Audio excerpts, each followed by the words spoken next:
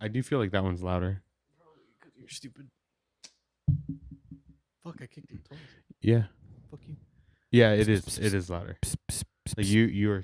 Oh, it might be my headphones. Actually, it's probably fine. I don't hear anything. I don't hear you. You don't hear me? Oh yeah. Yeah. Oh, I heard you that time. It's like it's weird. Hold on. Check. 1, 2, 3. Better. 1, 2, 3. Oh, but you see, it's also like sometimes not picking up. That just means that it's peaking. Oh, You dumb bitch. I thought it turned red. I don't know. Oh. Stop fucking yelling into this shit. Okay. You're also talking like a bitch. Whoa. What? Psst, psst, psst, psst, psst. Okay. Yeah, I think I can hear myself.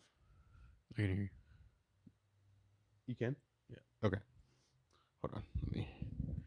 I feel like I just want to make sure that I can turn and look at you, and you know what I mean? I can look in like. It's not gonna work. You have to talk to the front of the mic. Yeah, I know, but I was trying to look you in the eyes. Let me see. Okay. We'll just do it like this. Should be fine. I hear it a lot better. Yeah. I just don't want to breathe into the mic. Are you recording already? Yeah. Fuck. I've been. Okay. You can cut that out. Maybe. I feel like it. Okay. What's today? Today is November 22nd. It's November 22nd, 2021. We have a name now. We do. What are we called? Beatbox Breakdown. I almost fucked that all up. You did fuck it up. BoomBox.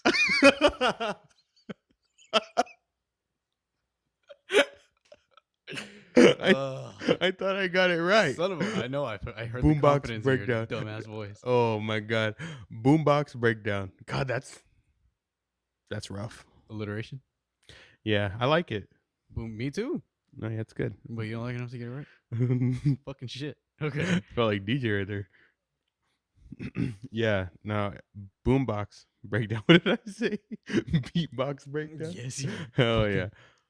BoomBox Breakdown. BoomBox Breakdown. We like music. We like to talk about music. Mm-hmm. We enjoy all kinds of music. We do. We lean towards heavy music. We are musicians. We Amateur musicians. No, we got like $60 one time, didn't we? Yeah, we did. We did get paid. Yes. Technically, professionals. Yeah. He's not wrong. I am fucking riding that rocket ship to the moon. All right. All right. So last week, I had mentioned a band called Queen Kona that flew under my radar, but I wanted to check them out. So they are on the roster today. We also have a release from Volumes, based out of LA. We have a release so sometimes something amazing happens musically. Anderson .Paak and Bruno Mars released a project together called Silk Sonic, which is like, I don't know if it was like oversaw, but it definitely feels like it was overseen by Bootsy Collins. Mm-hmm. He's on there, I think, on like 2-3 songs. His stupid voice. He's like, "How's it going, baby?" He just talks like he's an announcer. Yeah, like 24/7. Mm-hmm. Okay. We also have a release from, I guess, pop punk. Like, what are they, like, hard pop? Belmont. Belmont is pop punk. They are pop like punk, progressive pop punk style. Yeah. Pretty sick. Yeah. They are super sick. We have another band that I decided to check out on a whim called All Hail The Yeti. Right. Also from LA. Belmont is Chicago? Yes, I think so. I'm pretty sure I was reading something, they mentioned Chicago's drill. Time out. Yeah, we're going to pause. We're going to get this right. Yeah. We're going to get it right. We're going to get it right. We're gonna get it right. Belmont. Belmont is an easycore band from Chicago. Easycore is basically pop punk. Yeah, I still wouldn't even put them in the same room as those as an easy core. It's the all right. Yeah, we'll talk about that. Okay. It's mostly just the way they deliver. I understand how they're grouping them, but All right. So, kicking things off, I went and listened to the 2 songs from the story so far. Mm-hmm. I can see why people like them. Mm-hmm. I'll put it that way. I'm not saying I don't like them. No, I get that. There are a couple songs I enjoy. I like Nerve. Mm-hmm. The 2 that you asked me to check out, I'm not a fan of. I get that. He does so. There's a thing that some songs do, some singers do, where they kind of like sing, like they base like all of their melodies around one note. And yeah, I know what you mean. So okay, so like a very popular example of that would be "Mr. Brightside" by the Killers. Mm-hmm. I hate that song. It is annoying, and I legitimately. So it's not even like I was being a contrarian. I didn't hear the song for the first time until like 2 years ago or something, and it's fucking old. Mm-hmm. And I was like, "What is this? This is terrible." Because the whole song is just me, and I feel like the story so far does that a lot. Even in like Nerve, I like that song. Even in that, the verse is like one note and then like one change in the melody, but then it actually progresses and goes to other shit. I feel like the 2 songs you asked me to check out, "Swords and Pins" and "Things I Can't Change," Mm-hmm. I do feel like they kind of centered around one note as far as the singing melodies went, and I was not a fan. It gets very like tired on my ears. I get guess that. is a good way to put it. So it's just not my thing. Like I said, I see why they're popular. I see why people like them. Mm-hmm. It's very easy music to listen to. I think it's I don't even want to say that. It sounds stupid. It's gonna sound stupid. It's not what I mean, but it's the best way that I could put it. I feel like it's too easy for me to listen to, which is like you don't have to. Yeah, that did sound stupid. Yeah, it's. I don't know how else to put it though. I get what you just get bored. You get bored of like it. there's not enough like progression. Yeah. And like some things don't have to have progression, but if they don't have to have progression, I want the melodies to be like more unique or more interesting. Good. Yeah. Like better. Not they're not bad. It's just I guess like you were saying more interesting because like I said, it does follow one note and then it stays on that same melody throughout the entire verse, and it's like okay. Right. So I get you. I did not do my homework for that. I figured. I completely forgot about those songs. Okay. But I get what you're saying, and I know that I knew going into that like pop punk is not super on your radar already, and they are super formulaic. Like, but that honestly that wasn't even one of the reasons why I wasn't a big fan of pop punk. It was more so the twang, for lack of a better word, the pop punk accent. Yeah. Blink-182 style, like that bothers me. Like the way they sing. Why don't you just sing normally? Like that is like one of the main reasons why I can't listen to it. Like so one band we saw at Warped. Dude was wearing like a blue button down. Was it Neck Deep? Yes, Neck Deep. You asked me to check out some songs with them, and it was the same thing. Yeah. It's like, yeah, I can't. Like something's up with. I don't know why it bothers me, but it does. But that's really the main reason why I don't like this to listen to pop punk. Right. It's not even it's not even that it's like the melody, whatever you said. What did you say? I said that it's formulaic. That it's not even necessarily that. Right. Like that. If it's good, it's good. Right. So I get you. That was kind of my takeaway from that. Okay. Cool. Side note. You said right 70 plus times last week. I said it more than 70 times? Yes. That's a lot. I subtracted 10 whenever I lost count, whenever I forgot what number I was on. So you gave me the benefit of the doubt there? I did. Beautiful. I was like, whoa. All right. Let's go. Okay. First band. The first release that we'll get into that we're a week late on. Queen Kona. Mhm. Album's called Lucid. Give me some thoughts. I took some notes on it just so I could remember. The drums really stuck out to me through the whole album. They were Insane.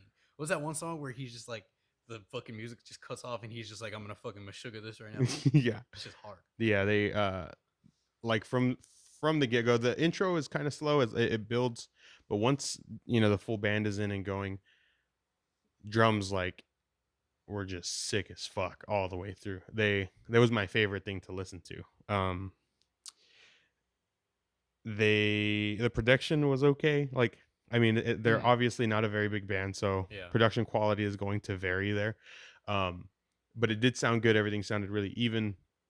Like I said, drums came through, guitars came through, the low end came through. One thing that really bothers me with, and it's one thing that I worry about when we're recording, is when the low end doesn't come through, and you have a lot of low end, and and it just kind of like drops off, and you don't really feel it. I didn't feel like that was an issue with this at all. Um, One of the things that they tout themselves on, that they flex with, is that all four of the members of the band do vocals, and they all do different vocals, right? So there's cleans, there's more of like a traditional metalcore scream, and then there's like a hardcore scream. And I heard highs and lows. I don't know if it's the same guy or different guys doing the metalcore screams, but all four of them bring vocals to the table. I will say that the singer, fucking, his voice is clean. Super clean, It's super dope. very good. And the hardcore-ish kind of screamer, I really dug. Some of the highs on that, I don't even know if it's called. I call it a metalcore scream. I don't know what you call it. I just mean like, You're probably talking about like a fry, yeah, like a vocal fry style. right. That was iffy for me at times, but overall, they are all excellent musicians and excellent vocalists. So, the first two tracks they come on super strong, and they definitely hold that intensity. There's a couple parts where they get slower and stuff, but they really handle the dynamics and the ebbs and flows of the songs really well. Yo, second song is Showdown Kings. Let me bring up the track list because I don't want to botch I this. believe if it is Showdown Kings, that's one of my highlights on the album. Right. It starts off just a straight like me like it Yes. just sounds Yeah. like pretty thrashy. You're right. Yes. And it's like that for probably about a minute, and then it just they just throw down, and then they get like a nice little break, and then the singer comes through and shows out, and that song is probably my top song on the album.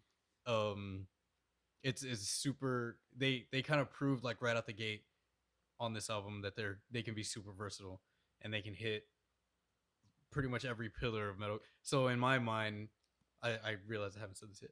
In my mind, there's like four pillars of metalcore, and it's emo leaning, metal leaning, hardcore leaning, and I had another one: emo, metal, hardcore.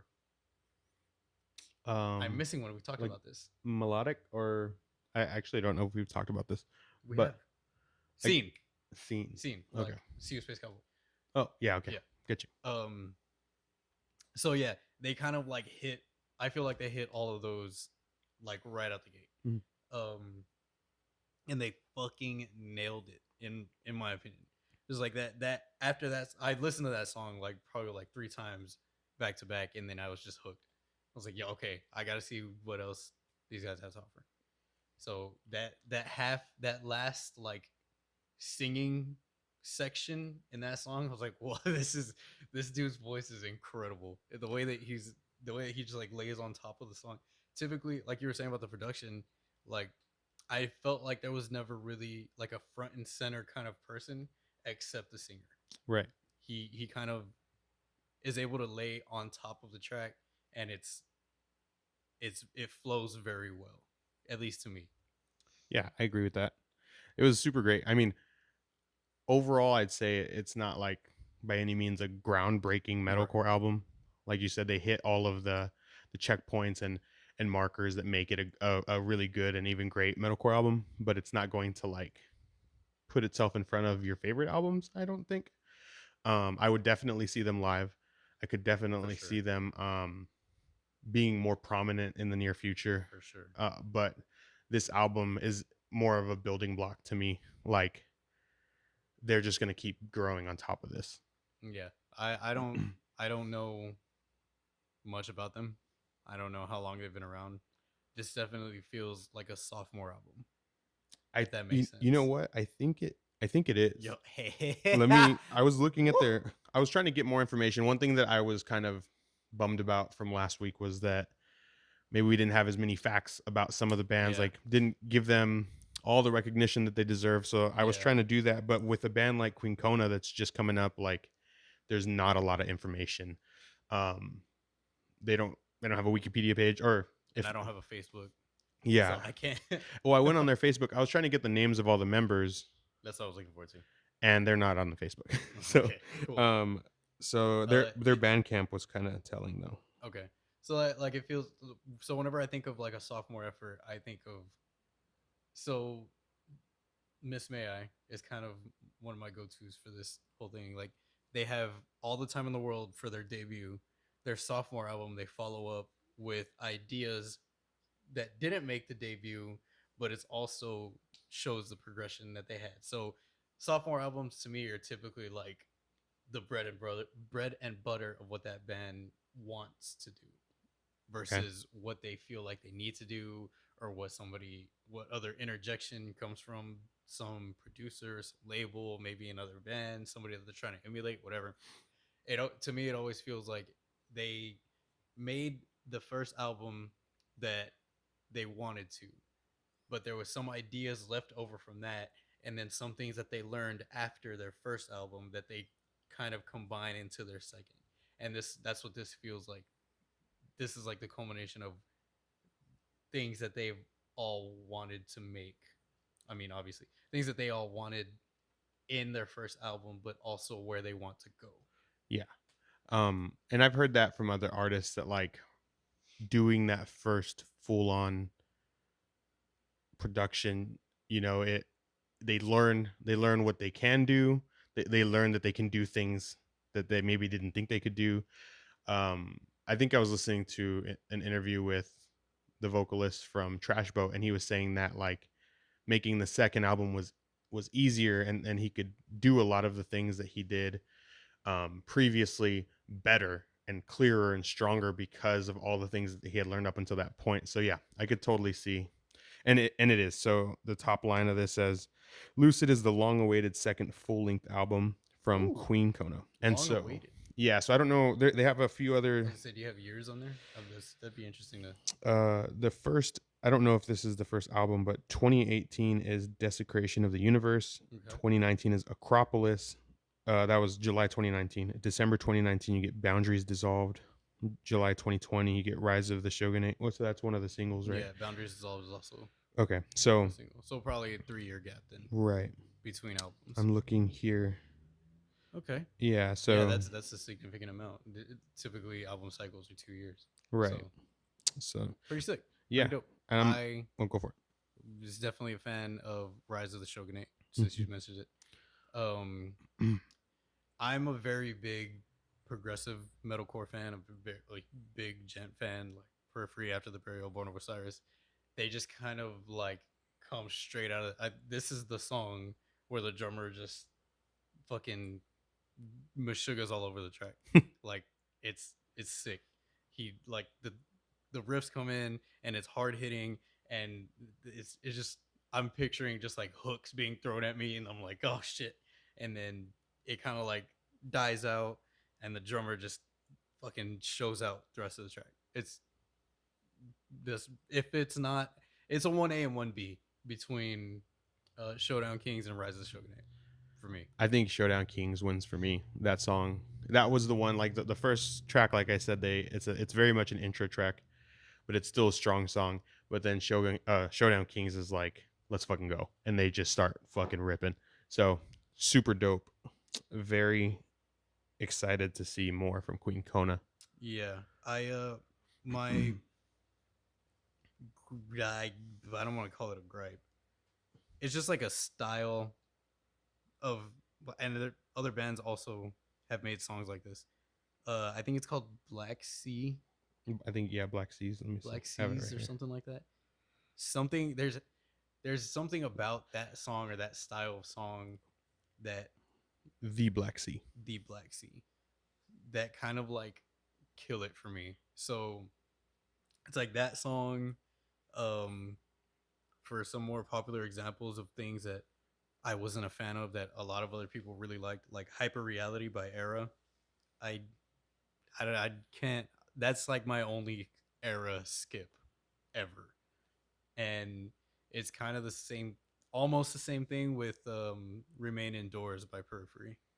I I don't like that riff. It kicks up after a while and it gets hard, but something about that it's and that basically what I'm getting is like the energy, the style that I get from those two songs by Aaron Periphery is the same style that I feel like is in the Black Sea, Mhm. and I'm just not a fan. That's speaking of my only skip. The Black Sea is pretty much the only song that I skipped whenever I would listen to this album. Um, but other than that, it's strong showing. Definitely a strong showing. I'm kind of hopeful that they tour this somehow with support or as support for somebody. I would like to see them live. I would like to grab some merch, something. It's Y- just pretty dope. Yeah, it'd be sick. And a lot of bands that I listen to now that are from the metalcore scene, I ended up loving because I saw them live. Like I said in the intro, I think I didn't really fuck with a lot of metalcore, and Tre kind of turned me on to Miss May I, and Miss May I was kind of my gateway drug into the metalcore world, and seeing them live just like solidified that. The energy, I had been to other like metal shows, I'd seen Slayer and all the thrash bands and stuff, but the vibe was totally different just being in a small venue and seeing a band that's like, this is what they're trying to like strive for. They want to be a huge band, right? They want you to love their music, so they just come out and rip it. And so I feel like a Queen Kona would do that. Like they would just come in and just knock your fucking socks off. Mm-hmm. All right. So after wrapping up Queen Kona, that'll be it from last week. So now we get into this week's releases. First up, we got Volumes. Volumes from LA. Um, highly anticipated. A lot of curiosity around this release. Um, Michael Barr is back. Diego sadly is gone. Um, As someone that is not a listen, I don't listen to volumes, and it's not a hate. I just never got onto them. Who are they? Can you tell me that? they are well, let's see. They're very good at atmospheric ambient gent progressive metalcore style. Okay, Um Choruses fantastic, melodies fantastic, riffs bouncy, fucking boomy production. dope. Um Lyrics kind of suffer sometimes. I will say that. There's definitely some lyrics in there where I'm like, what does that? What? I don't know if I understand that. What? There's definitely some lyrics in there that are very like basic. Um, but that's honestly probably the only knock that I would be able to give him. Um, as I highly anticipated, Michael Barr got removed from the band and then was rejoined after I believe Gus had left. Um, Diego, as I said, sadly passed away. But it was pretty much a reunion between Michael Barr, Nick, and Rod. Rod is the bassist. So they technically don't have a guitarist. We'll put it that way. So if you do listen to this album, and I kind of believe that's one of the reasons why the production is the way that it is. It's very boomy. It's big. It's wide, and I feel like that might have something to do with it, or them not having a official guitarist might have something to do So with it. who tracked the guitars? Do you Rod, know? Okay. yeah. Um, he is basically honestly, I don't know. I don't know that he's like the brainchild because I know that him and Diego would be like the main songwriters. Uh, there is definitely if you don't really know them, you probably wouldn't notice that Diego was gone. So if since you say you don't really listen to them, I will start with this album honestly. Um, a lot of people didn't like the last album, Different Animals. It was basically Mike Terry, which is the new.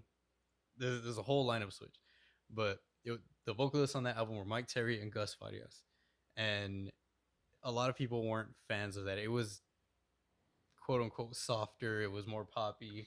Okay, Um, I see what you're saying. in this album, we have Mike Terry and Michael Barr, the two vocalists, and their dynamic is kind of honestly, it's kind of hard to tell them apart. But I saw a comment saying that like, yeah, but once I watch the video, it's like, oh, okay, now I can now that I can picture them, it's like now I can actually separate them, and it really does help. That's Um, weird. yeah, it's pretty odd. They both have great voices. Both can scream. Um, I, as I said, some lyrics are kind of subpar, but the melodies that they sing to those lyrics are great. Like Bend, there's a song on there called Bend. One of the lyrics is something along the lines of "I'll break, but I won't bend," and I'm like, what does that? How does that fucking? But it sounds so good. The melody that they sing with that sounds so It's good. like glass, bro. Glass doesn't bend; it just breaks. Yeah, I all He's delicate. right. Maybe that's what it is. I don't know. It went over my head. Whatever the case may be. Um, they're very, as like I said, bouncy riffs. Like, whenever Michael Barr first rejoined, they dropped a couple singles or like just like one offs here and there. One of them was hard as fuck. One of them was more weighted, which is actually on the album, and it's very much more like quote unquote radio friendly. But then the last like 2 minutes of the song is just like one big breakdown into another big breakdown into a fucking harder breakdown, and then he's singing over the breakdown. It's sick. It's a good song. I wasn't a big fan at first, but hearing it within the context of the album, it's it makes sense. It really does fit. I would definitely. So I'm doing all the talking because Damon didn't fucking listen. I didn't listen to this one. Damon didn't fucking listen to it. I listened to all the other ones, and then I was like, "Oh, dude, I didn't listen to Volumes." And he was like, "You dumb bastard!" That was like Yeah, the main one. you stupid. So I will definitely go listen, especially after this input, not input, uh, about this album. But I was going to ask. So you said that the vocalists sound similar. Do you feel like they could have done this with just one of them? Yes and no, because you don't get the same. Mike Terry can sing. He's been singing forever. He used to be part of Bury Your Dead. He has good melodies, but Michael Barr has a certain I don't know. Like there's a word that I'm looking for. I feel like okay, there's like a certain touch that he can put on a song. So like even if he like so whenever he left Volumes or got kicked out or whatever it was, he released like R&B music. Mm. And that those the melodies in that song in those songs are like very good. And it's good music that he just like made on his fucking laptop, just like threw it out there. Like, oh hey, by the way, I made this. And then I listened to it, I was like, holy shit, like this is great. He has a song called Small Talk, and it's just smooth. And that's what is you get that shit here. So I think with his input, it really did help.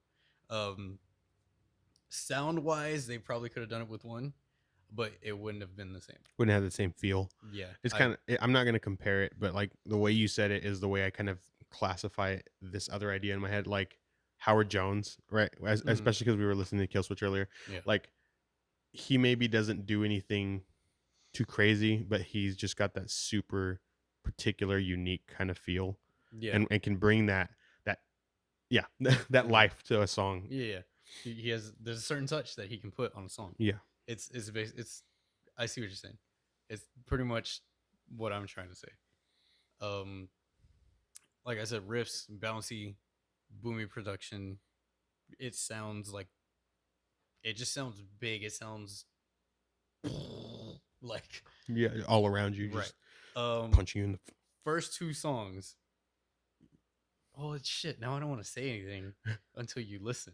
Well, no, just give me some. But no, because I was gonna say what bothers me about the first two songs, and I don't want to say it Oh, now because then they'll because I want. stand out. Right. Um, So no, okay. just say it anyway because Nope. a lot of times Nope. you We're gonna leave it at you that. say stupid shit. So No, I'm not gonna say it. God. We're gonna leave it at that But because, and then you can bring back your thoughts. and then you can see if okay, okay, We'll do it that we'll way. do it. Yeah, to be continued on that piece for next week. Right. That'll we'll run it that way. But yes, definitely check it out. My top two. That's what I was gonna I ask. knew that was coming. I think it's Into You and the closing track Happier. Or Happier? Happier, yeah, Happier? happier. Happier? Those two. Probably not what you're expecting, but solid. Very good songs. And I'll just let you go do your thing and Yeah. then come back and And happier is currently like on Spotify. It is their top trending song, so it's number one on their current like circulation. very Happier. good song. Very well deserved. All Cool. right. Is that it? Yeah. That's all I got for volume. Cool. I will So I start. want to be able to bounce shit off you next week. Yeah, I'll listen to that on my way home today. Sick. Cool. Okay. What we got next? We can pick from All Hail the Yeti, Belmont, and Silk Sonic. So what do you want to do? I say we go Silk Sonic. Okay. We'll switch it up. Yeah. Fucking middle of the show. Fucking shit's getting wild. Bro. All right. Silk Sonic. Anderson .Paak. Bruno Mars. Everybody knows everything about Bruno Mars. Dude, insane performer. Amazing singer. Super versatile. He showed. Very 70s, 80s inspired. Maybe even before that, 60s, 70s, 80s inspired. Mm-hmm. Culmination of all of that. R&B, soul, funk. It's all there. Anderson .Paak. I didn't know anything about Anderson .Paak until the Compton soundtrack came out. Okay. And that's pretty much all that I know about him. I haven't listened to anything from his after that. I honestly don't even know if I've heard him on a song. I like the dude. I like him on the soundtrack. I like his voice. I like how unique his voice is. It's smooth in a grating kind of way. Yeah, yes. It's cool. It's really weird how his voice works especially in this album because I have his album Malibu from 2018.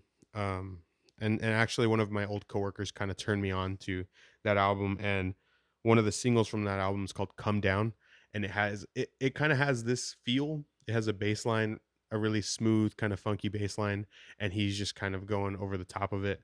But his voice is kind of abrasive. It's kind of rough, but it fits. Yeah. It's like it's Velcro. Yeah. It just feels good when you rip it. I lied. Oh. It's not Velcro. Never mind. It's a command strip. Fuck Velcro. It's the fake Velcro where they're both sides are like fucking rough, but you put them together and then they just like, and then they just work. Right. Like how? That doesn't make sense, but it works. Or is Silk Sonic Velcro and Bruno Mars is the soft part of the Velcro? No. No. And then you put them together and they keep your shoes on. No, because what I will say is that there are some parts in this album where I wanted Bruno to shut up. Yeah. Because I wanted to listen to the production so bad. So I'll go first this time. Go for it. Great album. First listen through. Was it 9 tracks? It is, 9 tracks, 31 minutes. Yeah. So whenever they first announced that they were going to delay the album, everybody was like, how are they going to delay a summer album to come out in the middle of winter? This definitely feels more like a transition from summer into winter or summer into fall album. That everything that these guys do, they do well. They do R&B well. They do soul well. They do funk well. They do funk better than they do the others, in my opinion. I was more a fan of the funkier tracks than the R&B songs, but the R&B songs they're still very good. The production is insane, and I wanted what's the song? Read Me It's like the middle of the song, something about you. The middle of the album. Um, Put on a smile. Put on a smile.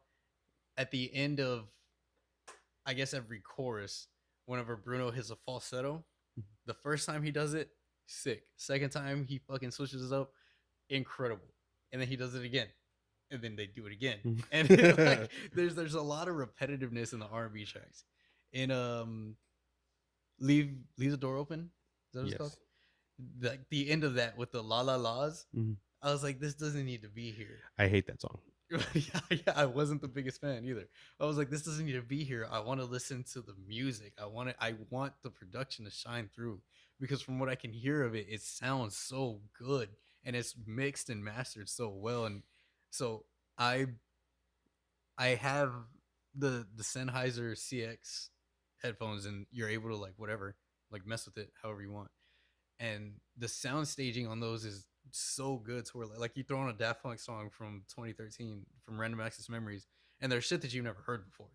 And that's, I was getting that here. Like it's just a giant wall of sound, but everything is so separated. And I wanted to listen to that, but I got like here's fucking Bruno singing over everything. I'm like, dude, like I yes, I know that you can sing. Everybody knows you can sing, but hold on, like give me a second. Let the music breathe a little bit and Right. fucking let it come through. But I understand why he was singing, because he fucking sings his ass off on his album. There's parts where like I'm at work and I'm fucking throwing and I'm stalking, and then he hits something. And I'm like, woo, like out loud in the middle of the fucking store. Yeah. It's a great album. I told my mom to go listen to it. I told my sister to go listen to it. I definitely, as I said, I definitely like the funk tracks more than I like the soul or the R&B tracks on here. 777, yo, I could listen to that song all day. Yeah, There's that a lot one's of fucking bad. repetitiveness in that, but it's like I was saying, Anderson .Paak just fucking he just rides that beat so well. It's dope. Yeah. It's dope. I'm trying to think. So when Bruno Mars first came out, or not first came out, I don't know. I don't know if I knew who he was when he first kind of hit the scene, but he was doing a lot of like radio friendly. Like he was just very pleasing to the ear. Right, he could just put all these singles out and match the genre, match the time, and it was a hit. Once he got his footing, and even maybe even a little bit before that, he started to show that he could pull these influences from the 70s, from the Right. 80s, and even like the 90s. Like 24 Karat Magic to me like just reminds me of like a 90s song.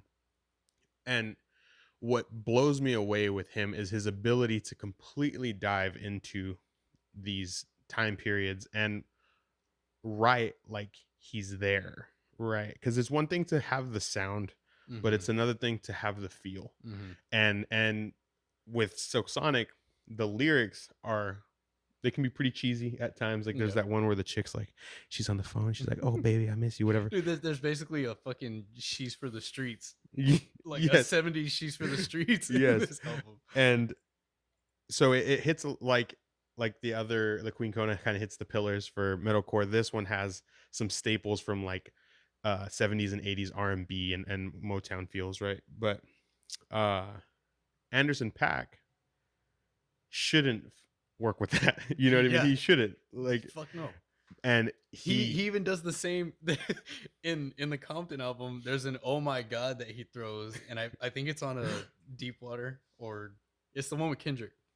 He throws like a oh my god, and he does the same shit on this album. And I was like, yo, I remember that. Why is that on here? And he just owns it. Like he owns his sound, and in his own way. Like if you had shown me this and told me that like this kind of artist existed in the 70s or 80s, I would have believed it, because it just feels so natural. That being said, one of my notes is just funk. Like, and so Fly As Me, 777 are probably my two favorite tracks. Fly As Me, I feel like you could put this is really weird. It's really weird because I'll say why in just a second, but I feel like you could put Anthony Kiedis from Red Hot Chili Peppers on that shit too. Like he could have featured on that shit and it would have been sick as fuck. And because it reminds me of Give It Away Now, the beginning, when he's just kind of rapping at the beginning, spitting a little bit. And it's funny because we were watching a video earlier and Hmm. they mashed up the Chili Peppers with Bruno Mars, and it blew me away because I was like, dude, I could. And they've done it before in real life, right? But um, Fly As Me is probably my favorite between Anderson Paak and the bass line. Yeah. But Put On a Smile has my favorite lyric. And I'm not a really big lyrics guy. You're not going to hear me. I'll know when a lyric isn't good Yeah. because, like, when it's cheesy or generic or whatever, it sticks out, right? It always does. But when I really like lyrics, that's a lot of times they're jumping out to me. And that doesn't always happen for me. But the one that made me laugh is he says, "If I could turn back the hands of my rollie, I would, Yeah. I would have spent all my time making sure that my baby good." So he takes the time. The song is like him pouting and being upset that his Hmm. chick left him, right? It's a But ballad. yeah, but he takes just a second to still flex that he's still wearing a Rolex and he spent all his time, taking care of himself. If he had known that she wasn't happy, he would have paid attention, right? But he was like, "Turn the hands back on my Rolly." I was like, "God, this guy," and I just thought that shit was hilarious. It's a good, it's a good song though, and I said something similar. Overall, a masterpiece sonically. There's a lot to listen to, but like you said, Bruno being Bruno, and I don't know if he's the person that really kind of engineered all this, like got everyone together. But he does, It definitely seems like it. yeah, and he definitely reigns supreme on the album. And like you said, maybe there's times where you wish he was a little bit quieter or just not even there, just to enjoy everything. And that's not even saying that's not even to say that he doesn't fit because Right. it works. It 100% works. Hmm. It's just not what I want to hear. Like I've heard it and it's prevalent throughout the whole thing and everybody knows that you can. But this music is great. This music is incredible. It's Yes. yeah, there's strings and there's horns and it's the melodies are just oh man. Yeah, and it's like the whole production is just Hmm. top tier. And so, Like I would listen to an instrumental version of this album. yeah, It's it's it sounds like it's that well put together. yeah, and so I was looking. I don't know who the producer is. I It's think it is Bruno. Well, he's one of them, but there's another guy named it's Dernst. I don't know if it's Dearnest, or I don't know why it would be Dernst, but he goes by D Mile, Okay. and he's, I guess, worked with Bruno previously, and Okay. so he came in, and Anderson Pack brought in a couple other people, but D Mile actually played bass on multiple songs. Oh, that dude deserves. I was wondering if they were gonna have a Bootsy Collins feature because, like, the dude plays bass, Yeah. right? But there was, at least on their Wikipedia, there's no Bootsy credits to the bass, just his narrating. Yeah, because I think the story is that they brought the project to Bootsy and Bootsy was like, y'all should name it Silk Sonic. That's pretty fucking sick. That's pretty much You don't it. get to name it Said, anything yeah, else. he says that in the first The intro. yeah, the intro. He's like I think he says band. A band that I named You sounded just Silk like him right Sonic. there. You fucking crushed that shit. I felt like I was there. Holy shit! If you go listen, compare that shit because that was spot on. Because he does that shit all the time.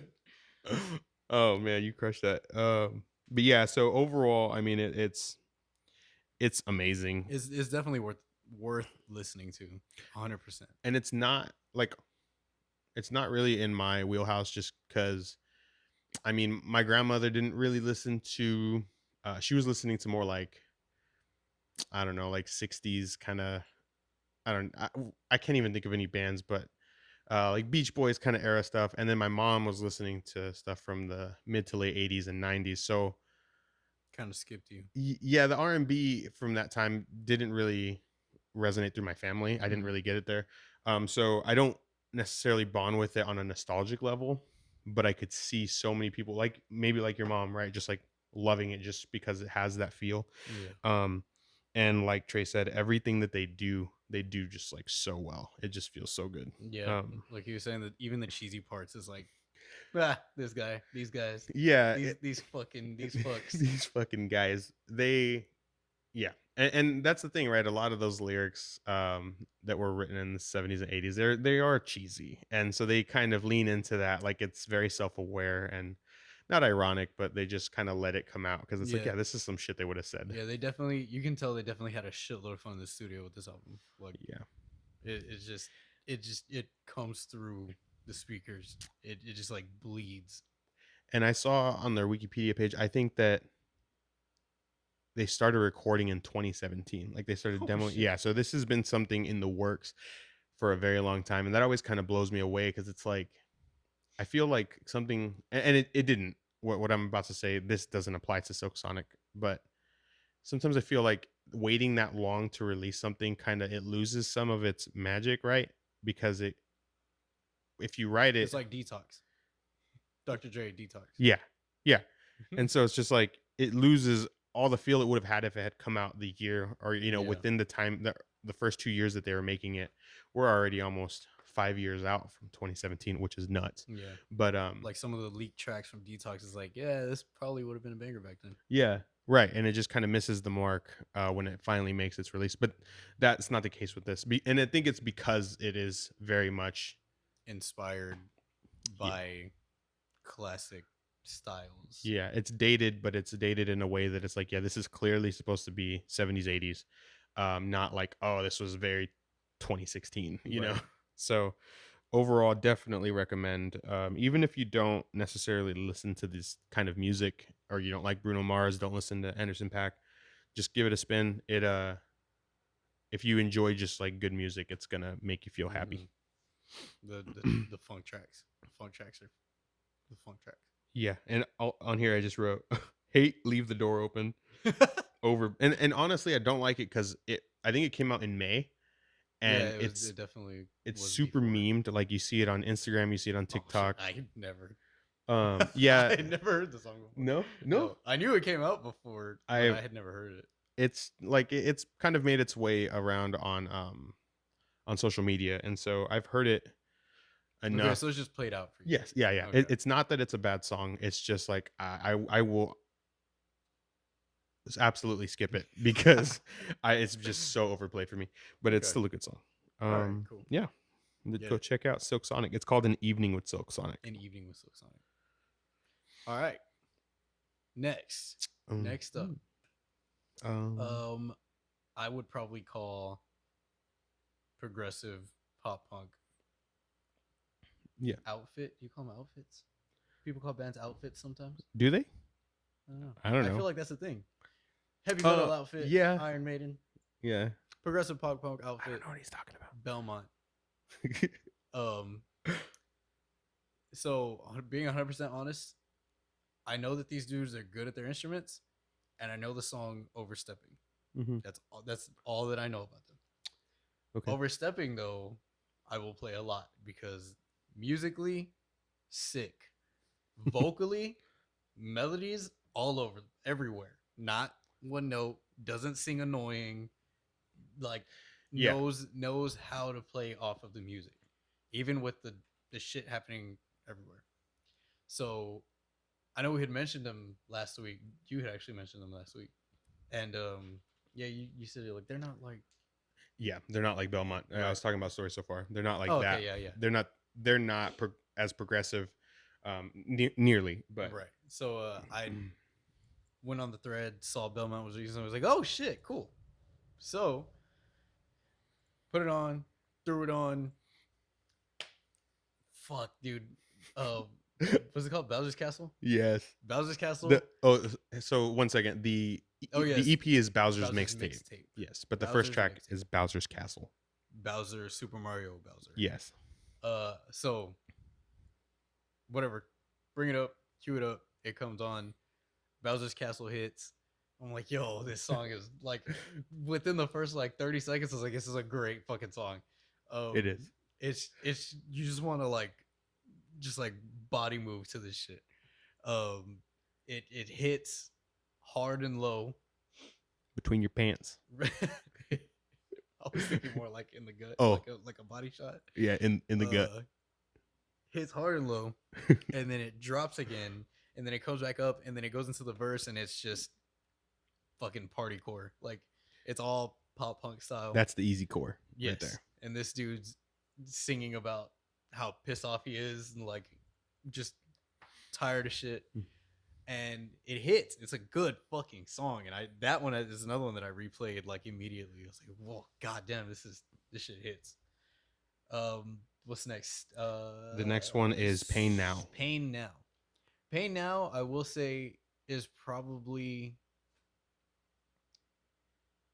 it does kind of do that single note thing a little bit, especially in the chorus, but it is kind of like restricted enough to where I can listen to it. I do like the verses. I like the verses a lot. The chorus did get a little old for me, but like I said, it's not all over the song. It varies just enough. Right. Yeah. Then I had no idea. I didn't either. I hear these bells come on, and I'm like, that sounds familiar. It's like I know that, and I look at the title, and it says Nightmare, and I'm like, okay, and then it's actually Nightmare. It's Avenged Sevenfold Nightmare. It's a cover of that song, and then this dude does an M Shadows impersonation extremely well. Dude, it was so good. I had to look at my phone to see if it had just queued up. No, if like I thought it was Avenged Sevenfold at the beginning. I was like, God damn, what happened over here? And not the case. So yeah, I don't know. I haven't heard that song a lot of times. Right. I haven't heard Nightmare a lot of times. I've heard the song Nightmare by Belmont covering Avenged Sevenfold more than I've heard the Avenged Sevenfold version. But he sounds identical to M Shadows in some parts. You can tell he's trying to do it. Yeah. And it lands because it definitely sounds exactly like him. I mean, there's really nothing that I can say about this. It's Nightmare. Like it is what it is. It's a cover. It doesn't stray from the original really. It's not sacrilegious in any parts or anything like that. It's if you're an Avenged Sevenfold fan, you like Nightmare and you like Belmont, you're probably gonna like this. What's after that? Then they start to flex their fucking versatility muscles right here. This one is the hollowed out acoustic. Yeah. So then they kind of dial it back a little bit for these next two. So they have Hollowed Out. Hollowed Out, which is a song that they have. It is one of their songs already. So they did an acoustic version. And it's good. It's very good. Super good. I have to be. I don't even want to say I have to be in a mood to listen to acoustic. Like I don't gravitate towards acoustic music, but I have playlists for everything. I have like a hip hop playlist that has like almost 500 songs. I have heavy playlists, like 4 of them that have 1,000 songs. My acoustic playlist has 8. Okay, so it's not something that I gravitate towards. This I would listen to. This is a very good. I guess it's a rendition, as you just said. Like I said, I've never heard the original song, but I did like this version quite a bit. I actually think you wouldn't like the original. Interesting, because the chorus melody or the vocal melody, he does like this really like he kind of imitates it in this one, but it's not as high a register. Mm-hmm. And I feel like you wouldn't like some of the vocals on the original. Well, now I gotta go fucking listen to it. Yeah, just compare and contrast, because this acoustic is super sick, and I love just straight up acoustic stuff when it's well done. But go on. Did you have anything else to say about this song? I did not. The last track is a cover of Stay by Justin Bieber. Hold on, wait, time out. Yes, I did, because this is a song that has the fucking the one chord breakdown, the one chord acoustic halftime breakdown in it. I wish they would have just done a note instead of a chord. Yeah. Because goddamn, that shit. After a while, like I'm just focusing on the high string, and I'm like, okay, this is getting a little, like they could have done like a power chord. Yeah, done something a little different. Yeah, it would have. It's good. It's cool. It's like I said, it's super versatile. I just wish they kind of did a power chord instead of the legitimate The whole chord. chord. Yeah, like that was not needed for what it was, Yeah, dude. I get that. Um, so yeah, last track is "Stay," which I I don't know how many times I've heard the original "Stay." I've never heard the original. I didn't know it was a cover. It's another social media song. Okay. Um, I As can't you can even tell, I'm not very connected. social media Yeah. e.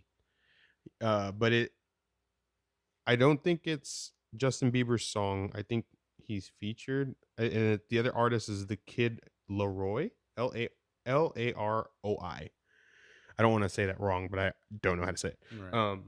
But it credits both of It's them. probably Le Raw. Leroy, I'm kidding. Leroy. You're Anyway, probably right. yeah, but it's another cover, and I I wasn't sure if it was a cover, so we go into it, and I had to look up the song because I was like, this shit sounds pretty damn good. I for a second I also thought it was an original, but the chorus on that song has been used a lot on social media, so I knew that probably wasn't because I didn't know why Belmont would just jump to the forefront like that. But anyway, yeah. Yes, So I had no idea it was a cover, and I fucking love this song.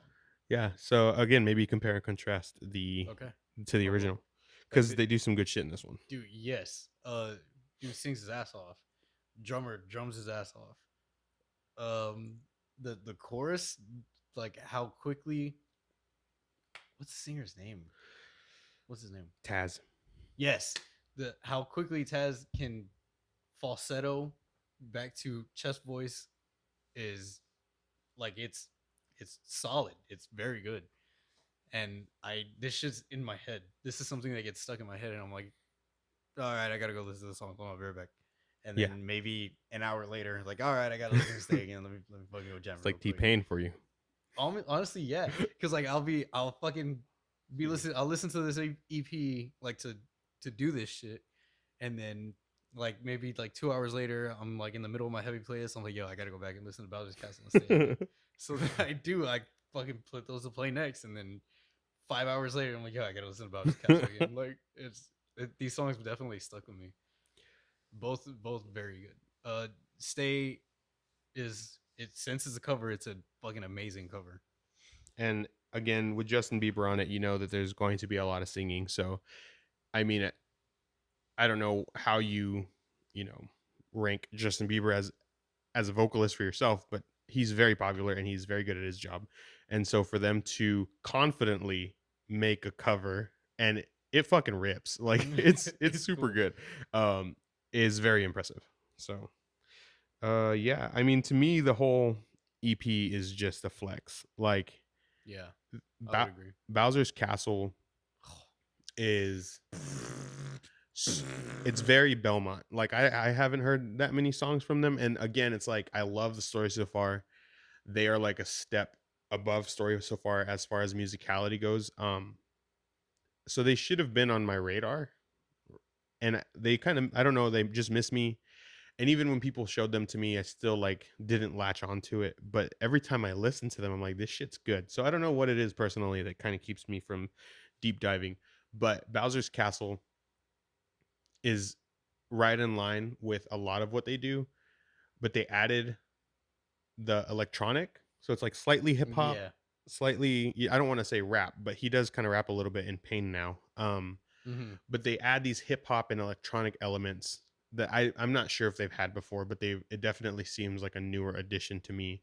And they mesh very well. They do it in a way that just works. They don't overdo it, and it's noticeable. So it's not like, oh, was that, where you're kind of questioning that I just hear the hi-hat and we're like, The little pretty trap sick. hats. Dude, it's sick. Yeah. So this song to me is like what I think they are going to build on for the full length album. I think that they're going to be pushing in the next couple years, or probably in the next year or so. Um, that just seems like the steady foundation for that. And then Pain Now is like nothing like I've heard from Belmont. Now, if you're a Belmont fan and you're like, you stupid fuck, like this is clearly here or there, then okay, I understand. But to me it's not what I would equate to Belmont, and it just comes out the gate in a very different fashion. The rapping was a little weird, but not bad. But then at the end, he does like this grunt Yeah. or like a growl. I'm not sure what it was. It was sick. I did a ooh right, and then I rewound it and went back through. It's super dope. And then, like we said with Nightmare, I thought something had happened, and I had queued up Nightmare by Avenged Sevenfold. It sounds great. He does an M Shadows impression, like Trey When said. your nightmare comes to life. But when when he does it, because like I was saying the same shit. I was talking about it, and M Shadows, he does that thing where he like adds a little like Yeah. Like a whine. yeah, and your nightmare comes to life, some shit like that, right? You he sounded like what? You sounded like Jimmy from fucking South Park. Charlie Pepe.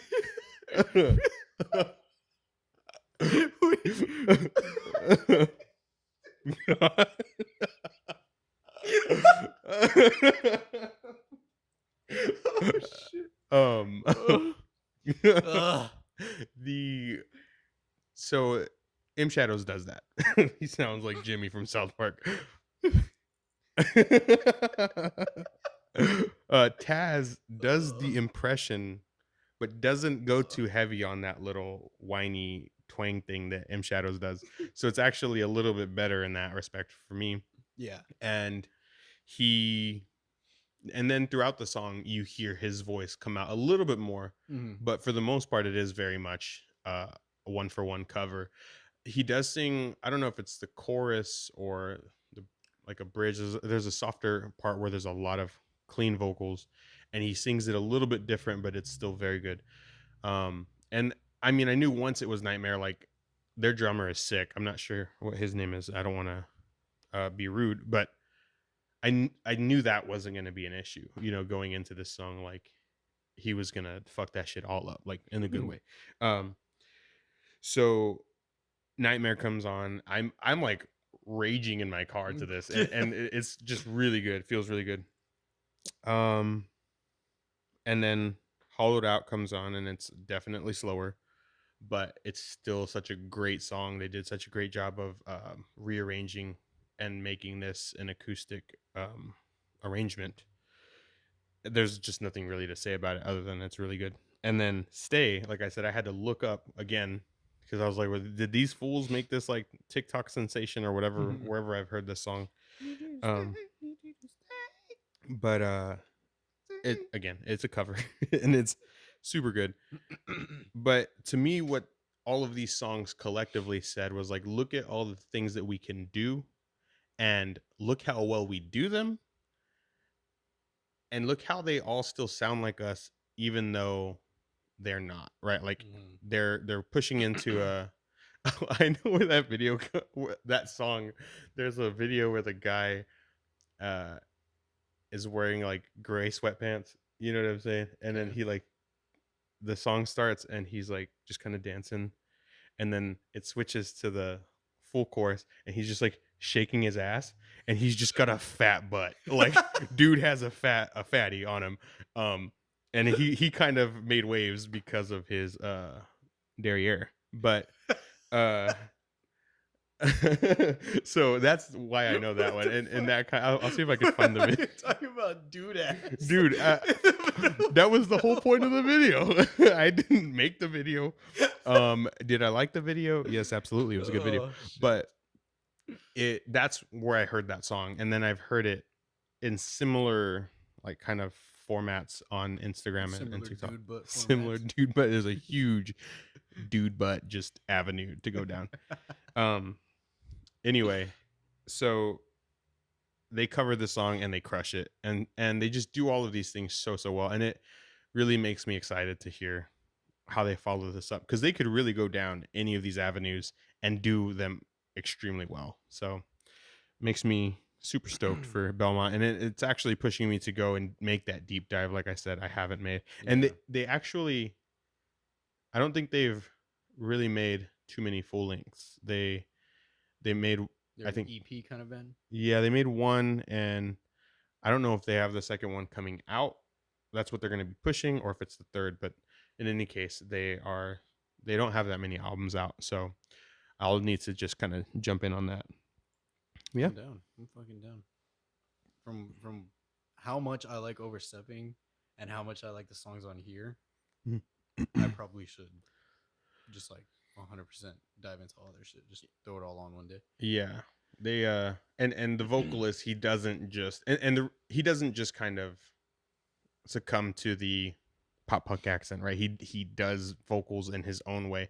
And the reason that earlier I said I wouldn't put them in the same room as like other easycore bands is just their delivery is so different. Now they're doing a lot of the same things with the breakdowns and like the heavier music and then the more pop punk feel. So in that sense, they're definitely still easycore, but you would never get these guys confused with like Chunk. yeah, or A Day to Remember, you know, like Yeah. certain you would never they wouldn't Yeah. get confused. I see what you mean.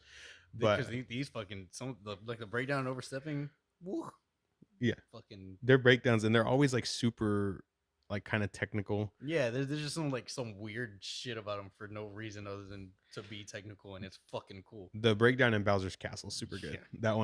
That one to me was like kind of that one to me was kind of signature Belmont breakdown, in my opinion, from the little that I know. But yeah, super great. Definitely check that shit out. All right, last outfit.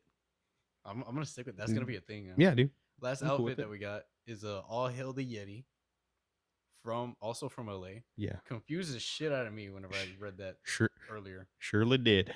So, name like All Hail the Yeti from a place like LA with a southern, a Texas metal feel to it. Yeah. It's definitely more groove metal than like metalcore, than like they're listed everywhere as heavy metal. I don't think I would. I think I would say more groove metal. Yeah, and that's a whole conversation to have, Yeah, right? blah, blah, We've blah. had that argument before, but holy fucking shit! I sent this to Marcus. Like, I don't want to send anything to you, but I sent it to Marcus. Like, I was like, "Yo, this sounds like Pantera and Lamb of God, like fused." And then he was like, "It reminds me of somebody else too." And I was like, "The vocals sometimes remind me of Jesse from Killswitch." okay. And he was like, "Yes, that's what it is." And I fucking love this EP. I was stink facing through this entire thing. This thing is, Yeah. it's fucking. If you like Pantera, you're probably gonna like a lot of the riffs in this bitch. They're very like kind of riffs. Like I fucking felt the shit out of this EP. Yeah. EP album. It's an EP. It's an EP. Yeah, it's only 7 songs. It is 28 minutes long. Dude, it definitely feels longer than 28 minutes. I'll say that. Not in a good or bad way, but I feel like it was.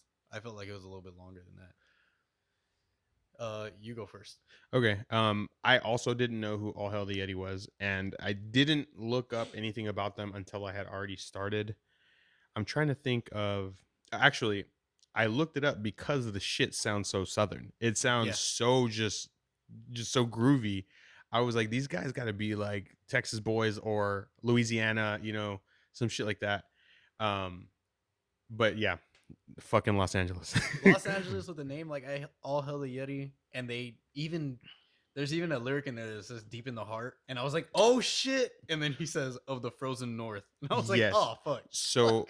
one thing that I was kind of reading, I don't have a lot of. Hold on, for lack of context, we're from San Antonio. We're in San Antonio. Yeah. So 210. it would have been fucking cool if they were like deep in the heart of These nuts. something about Texas. Yeah. I don't know. Go on. But I didn't mean to no, interrupt you. you're good. Fuck you. Oh, All Hail the Yeti. So one of the things that I looked up is that they write about like UFOs and like superstitious shit. So it's kind of themed.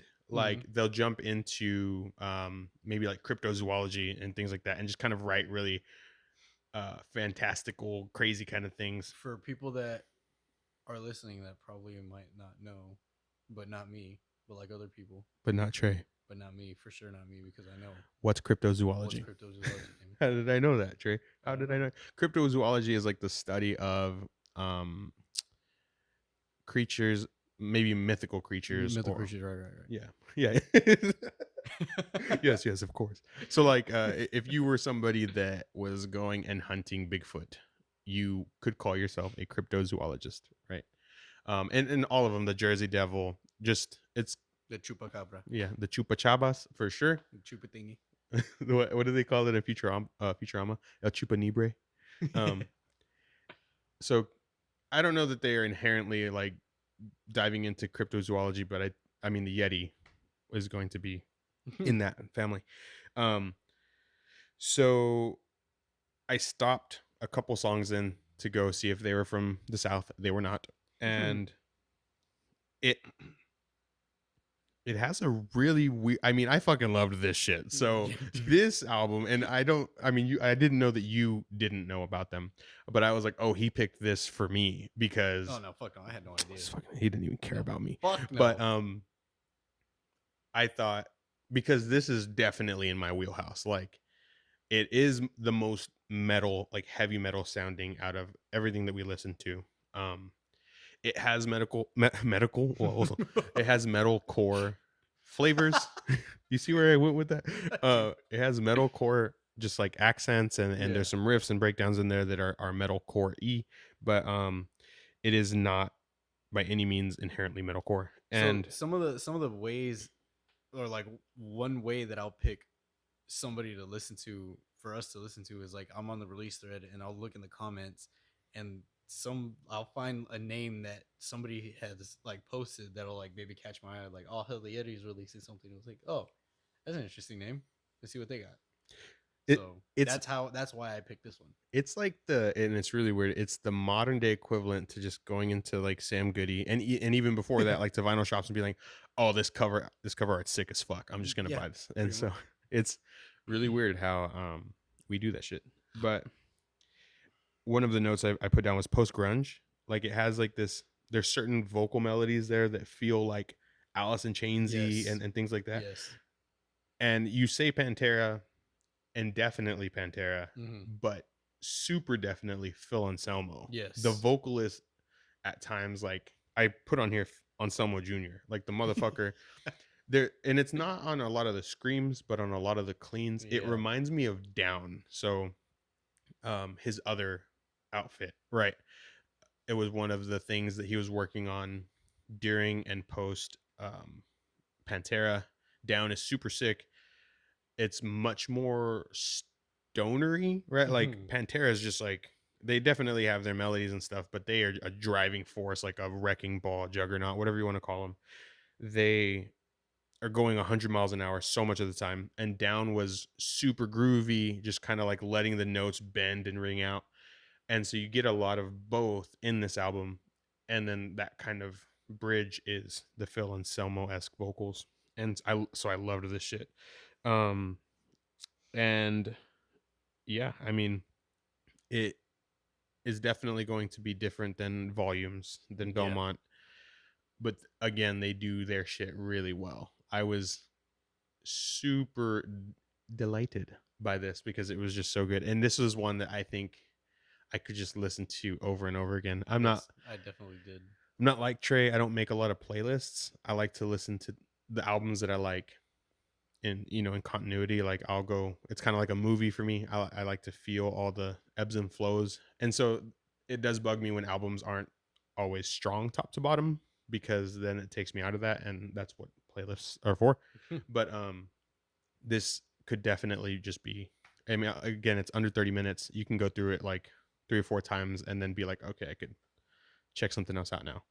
But super dope. I'm definitely going to be looking into them more. Yeah, for sure. I didn't know who they were. I didn't know these people existed. I didn't know there was Yetis in California. And I guess a Yeti is also Bigfoot. So chill, bro. yeah. Now that makes So hell yeah. Is it? I'm pretty sure that know sorry, I if didn't mean believe to too hard in your ears. That was my bad. I did it again. So sorry. The album is also called Within the Hollow Earth. So I don't think we said that. Yeah, We got to get better at this shit. But it's called Within the Hollow Earth. All Hail the Yeti. They're looking at all these just kind of like trippy conspiracy cryptozoology, UFOs. They do all the shits, and it's fun. I mean, there's even like a touch of I was gonna say, and I forgot the band. Oh, Texas Hippie Coalition, which again is stoner groove metal. So I just loved it so much. I was hyped as fuck as soon as this shit got rolling, and it doesn't do anything too different. Like it doesn't get super melodic at times. It kind of sticks to a same formula throughout, but they just knock it out of the park. Yo, I just saw a cover of National Geographic, I think, or Newsweek with Bigfoot on it, and I got scared. Got Bro, scared of Hold on, it's doing a notification. That's kind of scary. Like that's like goosebumps scary. Like Okay. that shit would have been on I was scrolling and I was like, he was doing it and he went quickly like back up because he's a little baby. So a rectangle is a square, but a square is not a rectangle, bro. Okay. So a A Yeti is a Bigfoot. no, A Bigfoot no, is a Yeti. no. Well then what? They're both Sasquatches. They're fucking Squatch, bro. So According to Newsweek. Unless I completely read that wrong.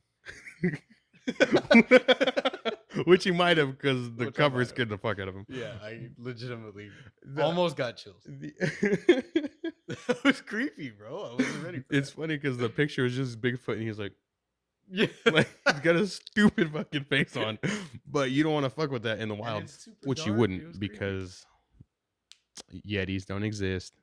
Hey. Chill. Okay, we're not shitting on your beliefs, but if you believe that, Read a fucking science. yeah, read a fucking Newsweek article, kind of. Don't do It's- that. It's scary. You're gonna see a scary Bigfoot. All right. Let's see. It's yeah. So okay, so Bigfoot and Yeti are Sasquatch. So it's like all turtles are tortoises, right? But all tortoises aren't turtles. The more you know. Fucking news to me. All right. He's stupid. So, All Hail The Yeti. Damon just told me that they're gonna be here in December. Yes, December 8th here in San Antonio. Oh fuck, bro. That's. What? Oh, you know what? I might be able to go because I asked for the 9th, 10th, and 11th. Oh no, I didn't. I asked for the 10th, 11th, and 12th. Shit. Maybe you could swap a shift, but they're gonna be here with Ginger and Suicide Silence, which I don't really listen to either of them. Listen to Ginger. I mean, again, no hate. I just never got into You them. should. She's a fucking beast. Yeah, I've seen some of her videos, and she is super What's her name? dope. Tatiana. I think it's Tatiana. Tatiana Ali. She's a fucking beast. She's from Fresh Prince. Yeah, I know. Not that one. Oh. Level, so obviously. Oh. All right. I just got a chance last night to see Kublai Khan on their tour with Acacia Strain, Orthodox, and Dying Wish. I wasn't able to make it to Dying Wish or Orthodox. I really wanted to see Kublai Khan since the last time that I saw them, the only other time that I saw them was at Warped Tour. It was hot as fuck. Their set was like 20 minutes. Yeah. And that was what, 3, 4? It was going to be 5. Yeah, it's 4 going to be 5 because we saw them 2017. Shit. Maybe I was there. Yes. So yeah, I was like, I'm gonna go fucking see this band. So I worked my ass off all morning, went to the show, left as soon as they were done. I'm not a big Acacia Strain fan, and I had to work again early fucking AM. So I was like, I need to see. I really need to see Kublai Khan. So I just fucking went, had a drink, hung out in the back. So I was like, I'm for sure gonna fucking chill. So I took a shower before I went. That way I could Bold be move. Sure, that way I could be sure that I stay in the back. Yeah. so Keep that I yourself could come honest. home and fucking crash. Definitely go check them out if you have a chance to on this tour. They're playing 2 nights in every city. Casey Strain is flipping their set. I don't think Kublai Khan is doing that. I think they're doing the same set throughout. Okay. But it's a sick fucking set. It Yeah. fucking That shit dings, bro. I Go I fucking still watch haven't it. heard their new single. I forgot. What you, bro? Yeah, because it was only you could only listen to it on. For like a day. Yeah, but then like I forgot about it after that. I'm also Definitely go fucking listen yeah, to it and and I love them, so it's not like I was like fuck these guys. I just go listen to it. Bring that shit back next week. hell yeah. All right, you're gonna have like 5, 6, 8 songs to go listen to next week and an album. Let's go. Yeah. What it do, baby? What it do, baby? It yeah, I mean I'm stoked. I keep forgetting to listen to it. I've You been fucking need to. yeah, This I've shit's been fucking listening fire. to my audiobooks recently. So I had to make myself stop listening to that so I could which all this shit was super dope, but I had to like make my discipline myself, be like, okay, we got to listen to music right now. Because a lot of my listening time comes in the car. So it's like that's also the time that I want to listen to music. But if I'm deep in a book or a podcast, it's hard for me to like divvy out my time. But anyway, so I will be better this week. Yeah, fucking shit. That was my bad about Shitty the Steve. volumes. Sorry, volumes. Bring it back. Yes, definitely go check out these fools on their tour. If you get a chance, definitely worth it.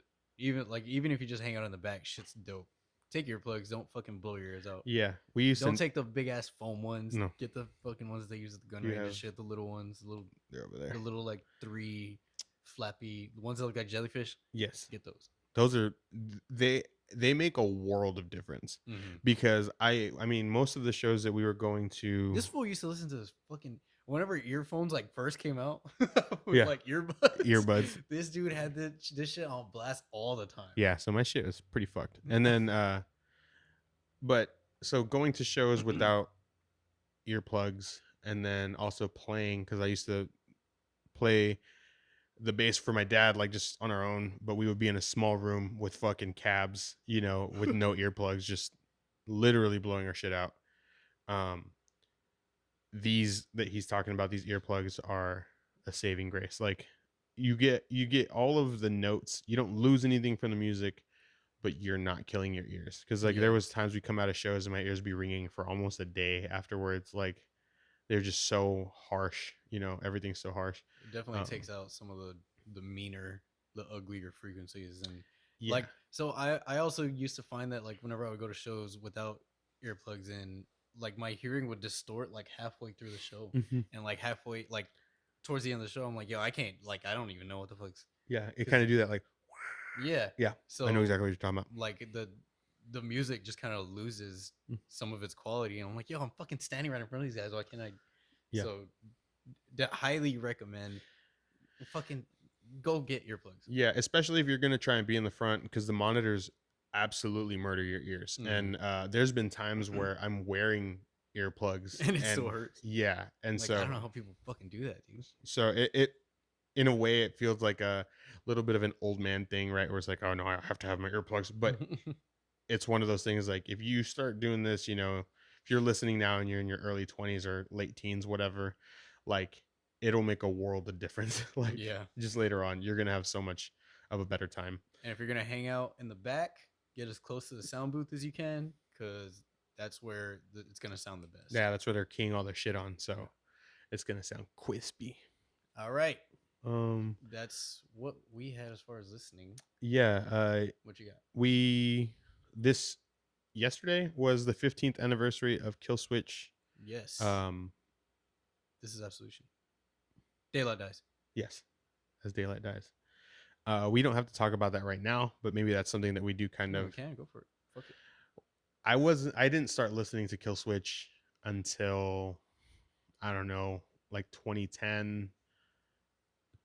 Yeah, right around there. Damn. Give or take a year. And I didn't love them at first. Again, like I said, at that time, like in high school and late junior high, I was super set in my ways as far as like what I liked. It's the 15th year anniversary for this album, so that's already 2006. Yeah. So it had already been out. Howard Jones was well established by the time I started listening to them. And to be honest, I liked them at that point. I really enjoyed them, but I didn't really start loving them until even later than that. So listening to this album now, we were listening to it. We were driving around earlier. Obviously, it's very dated in the sense that it was like the epitome of metalcore in 2006, right? Right. Like to me, they are the Oh, time out. Also, congratulations. It is now platinum. oh shit, It that's is now dope. platinum certified. That's awesome. Go on. It's the confluence of like heavy metal and everything that we listen to today. Like it is that point where all those things are mixing, and then I'm not saying that Killswitch is the sole reason that metalcore is what it is today, but so much of their success allowed for bands that are around today to like flourish. Yeah. So I I always think of like the Beatles. Like, the shitty Beatles. so I'm not a big fan of the Beatles, but I understand why people are, and I understand why people respect them so much. And I do like, yeah, they paved the way, like they did the shit, and it's basically the same thing here. Like a lot of the shit here definitely carries over into what we're listening to today. Uh, even from the album before. Um, it's that same concept, just 50 years, 50, 60 years after the fact. Yeah. Yep. It so this album is the second album with Howard Jones. Mm-hmm. So it's kind of like their second sophomore album, right? Like I don't they didn't really restart because he kind of just built on top of what Jesse Leach was doing prior. But it's definitely them settling into their own with Howard as their vocalist. And so did you listen to this album when it came out, or did you find it after? Do you know?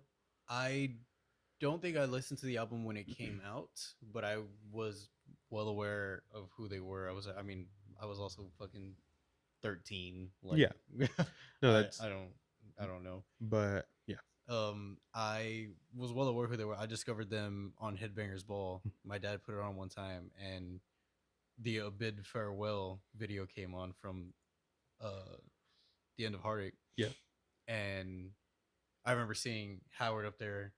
He was Jack. bigger at the time. I was like, yo, that dude is cool. Like, Yeah. so this was 2004. I would be fucking 10 or 11 at the time, depending on what month it came out. Mhm. I'm like, this is a cool song. That's a cool guy. Those guys have cool guitar. Cool guy. So I definitely knew who they were. Whether I listened to this album whenever it came out, I don't. It's just kind of like, if I think back, it's just kind of always been there. Like, Yeah, and that's it, right? It's a staple. It's a staple metal album. It's a staple metalcore album. And that what shit was on the radio. yeah, and My Curse is still on the radio, right? Yeah. And that's actually what I was going to ask, because I don't know how you feel about it, but I guess it's not, but I'm gonna ask you anyway. Is My Curse your favorite song on the album? No. It's definitely the most commercially successful off of this album, and Probably period. I would. And I mean, Holy Diver also, right, which is a cover, but those are probably the two most popular songs. What would be your top tracks off of that one? Off I of would this album? say, I honestly, I think Daylight Dies is up there, because I do remember wanting to play the album just to listen to that song. Because that fucking drop at the beginning, or the drop at the beginning, Mhm. is fucking hard. And I remember being like 14 and like with my Zune and putting it on. Yeah, we're both Zune boys. Yeah, we had Zunes. I still have Zunes. Mine don't work, but I still have them. And this is, I don't know, bro. I don't know if I want to. Well, you said one. You said one earlier when we were in the car. You were like, "This is in the running for one of my like top 2 favorite songs," and I can't remember which. It's For You. That's why I'm. Oh, that's where you're at right now. Yes, it's between that or There's a track listing. This Is Absolution or Reject Yourself. And you don't Because have to. Reject Yourself has that sick ass fucking riff at the beginning. This is a long album. Yeah, this was back then whenever albums were fucking When albums were like cinematic masterpieces. Yeah, 50 minutes and shit. I would probably pick For You. For You is fucking. I really fucking like that song. I remember, speaking of us being Zune boys, if anybody out there had a Zune, I remember playing fucking This Is Absolution on Audio Surf. Audio Surf? Is that what it's called? Yes. I don't know if it's called Audio Store, but I know what you're talking about. It was like a game where you would like tilt to like get blocks and it would make a track based on the song that you picked. It was fucking cool. Yeah, it would generate a track. Yeah. Like Procedurally generate. Zune, if you're listening, Yeah, come back. you were so good to us. Come back. Give us Project Gotham again.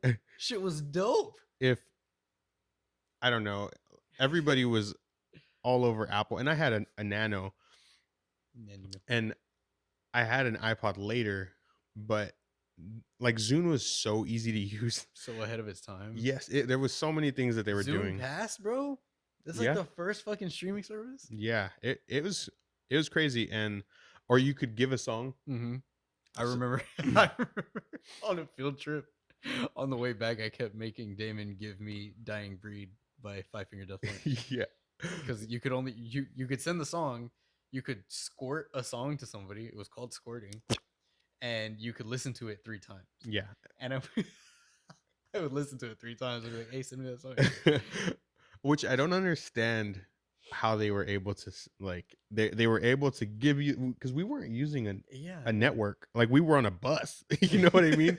And this was 2007 or something like that. It had to have been some sort of like they had to like generate their own Wi-Fi, Like a Bluetooth connection. or no. because you had to turn on Wi-Fi, or okay, you had to turn on wireless Yeah. to be able to do that. So But you had to turn on wireless to be able to do that and to be able to browse the internet. so My browser was shit, by the way. There was no Flash player. yeah, that was probably The worst fucking thing about it. but hot take, this is AirDrop before AirDrop, right? So Apple has AirDrop now, where I can send shit to Tre, right next to him. Ooh. But they were doing this shit 2007. What blows me away is they were able to limit it. Like you couldn't just keep the song. Like they were able to like limit how many times you listen to it, And it would just vanish. yeah. There was no like getting around that. It would leave your library and leave your heart broken. But yeah, so Zune was super great. Oh yeah, you were talking about the game. Yeah, my bad. No, you're good. I'm just I feel like I cut you off. I was trying to go back. But and also the user interface for the program. I know we're going on a tangent, but we like, fucking love Zunes. They're so cool. and so this was at a time when like torrenting music was at a peak, I would say. Mm-hmm. Because like before this you had LimeWire and shit like that, but it was super risky. You were risking your life. You were risking your family's computer day in and day out for a song, right? At this point, you're having bigger sites that are offering whole albums, shit like that. And Apple was kind of hard to get some of that stuff into because they didn't want you to do that, right? But Zune, it was literally if you had it in your music folder in your computer. If you had it in a WMA format or WAV format. If you had it in a Windows format, you could fucking get it on there. Yeah. And or MP3. And so it was just super easy to use. Like there was no, this is the wrong format, which was fucking everyone. Yeah. So we do miss you dearly, Zune. And they tried to incorporate it into their phones later. The Windows phones, but the Windows phones weren't great phones. Yeah. So RIP Zune. We had the bricks at the beginning, which was sick because you could put movies. 30s. Yeah. And then you could watch Shrek on that shit all day. Shrek? Did you have Shrek on yours? No. That was just a really specific shout out. I love Shrek, David, but like, all right. Okay. I had a video for, was it Freak on a Leash? I can't remember, but there was a video. I did have the Freak on a Leash video, but I also had a video from Bio Broly. where it was like a fan made video. AMV, bro, an anime music video. Yes, I Those, had those that. were all over YouTube once I upon a had that time. shit on my Zune, and I would just watch fucking Goten and fucking Trunks fight Bio Broly. Fucking sludge, bro. Yeah, which was super bad. Not worst of the Broly movies. Anyway, All right. super off topic. Yeah, but my bad. no, Sorry about that. What were we talking about? Killswitch. yeah, As Daylight Dies. Yeah, I would take For You and what did I say? Yeah, it does. Yeah, I mean, for me, I think I go Daylight Dies as well. I really love the Arms of Sorrow. I know that's probably So what ruins that doesn't ruin, but like I laugh every time I hear that song because I think of the video where the dude's falling and he's all the whole time. Yeah. It's such a pointless video. There was a lot of times where I didn't have, and like you said, you got MTV at a certain point, right? Mm-hmm. I didn't have MTV for a long time, and so I didn't watch a lot of music videos like some of our Like friends. everybody else did. Yeah, Fucking loser. I didn't have it, and so like even now, I still there's a lot of music videos I haven't seen. Yeah, I also love like Holy Diver is such a good cover. It's such a strong cover. Yeah. Since we're talking about like Belmont and shit like that, Howard does a fucking amazing job. he was the perfect vocalist for that. Like they were the perfect band to do that cover. He's a lot of people's like number one vocalist of all time. I mean, he's a very fucking powerful voice. He has a very powerful scream. Mhm. It's very distinct. It is. He's great. And I was just talking to somebody else. They were like, I love Howard Jones. Like I would die for Howard Jones, but they do not like his new band. Yeah. Light the Torch, I think. But we can talk about them another day. Mm-hmm. But happy birthday to As Daylight Dies. It is a great album. And like I said, even though it sounds like 2006, you can just hear everything that's to come after because of that album. It's so good. Highly, if you haven't gotten to that album yet, go check it out, or just go show it some love. Yeah. Anything Once again, else? Congrats on that whole platinum certification. Yes, hell That's yeah. dope. That's fucking huge. dope. Huge for metal acts. Like years in the making, but insane that it happened in this era. Yeah. All right. Recurring segments. Going back to the same shit we did last week, even though you just kind of said fuck that. We're gonna do it Sorry, again. that was my fault. All right. Give me 2 songs from an artist you want me to like. Oh man. I'll go first. Yeah, let me write yours down because I forgot yours last time. I'm so sorry. This week, I'm giving you Kadinja. Oh, I've heard some from you, but Really? you've shown me like a couple of their videos, but I couldn't name anything. Okay. Kadinja, which Oh, I showed you from the cover album.